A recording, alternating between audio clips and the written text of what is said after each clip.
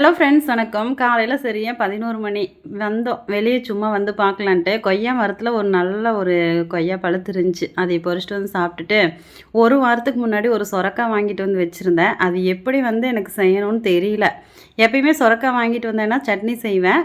அப்படி இல்லாட்டி கொஞ்சம் மீதி இருந்துச்சுன்னா, ஏதாவது சாம்பாரில் இத்துணூண்டு போட்டுருவேன். எல்லா காயோடையும் போட்டு செஞ்சுருவேன். ஆனால் இன்றைக்கி தான் சரி பொரியல் செய்யலாம் அப்படின்னு சொல்லிட்டு தனாக்கு ஃபோன் பண்ணி கேட்டேன். அவள் வந்து சொன்னான்.